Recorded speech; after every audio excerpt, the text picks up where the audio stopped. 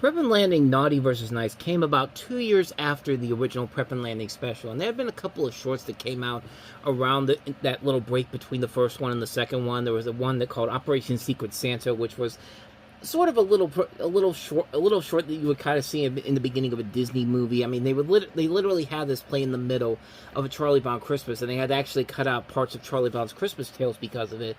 So now we have an official sequel to this, Naughty vs. Nice, and just in this one in particular, the story is, of course, that you have Wayne and Lanny getting ready to prepare the house for the holiday season. But there's a new threat out there called Jingle Smell 1337, and we find out that it's basically this little boy who was accidentally taken off the naughty. He was actually accidentally put on the naughty list, and so he basically turns into a villain to basically ruin Christmas. And Wayne and Laney have to get their help from Wayne's brother, played by Rob Riggle.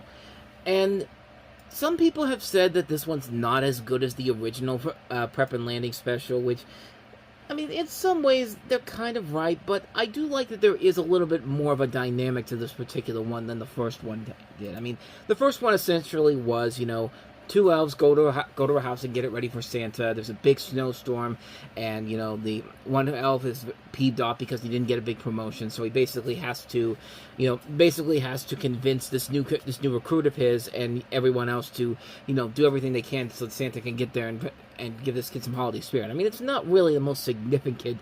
I mean, it's not really a deep story overall, and this one is a little bit better with that.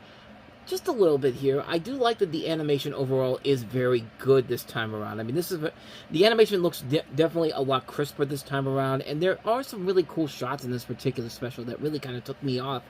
And yeah, the design of the kids' costume in particular in this was really good too. And I did like the brotherly dynamic between Wayne and his brother. They do have their big moment where they basically have to go their separate ways, have the big third act breakup, and then they have to come back together to realize that, hey, brothers aren't going to be always the best to you, but hey, you're bonded by the family, and that's what you have to kind of get used to here. And I did like the little message at the end of the special overall that kind of wraps everything up here in general. I think they did a good job of upping the ante in terms of the story in particular, and giving it more of essentially giving it more of a reasoning for this to continue the story on here and not feel like a cash grab because of the first one being successful. But yeah, overall, I thought it was actually much better than the first one was. I like the first one enough, but the second one I think does a good job of upping the ante a little bit, giving more story to tell here. I mean, it's not really something I would say is still a groundbreaker overall, but when it comes on during the holiday season, it's one I usually like to pop in every once in a while. Along with the first special overall, I think it's pretty good. I don't think it's anything too amazing or too groundbreaking, but it is what it is. So there we go. And then check back tomorrow as I take a look at the most recent special, the Snowball Protocol, which will be my first time taking a look at it after I'm done recording this.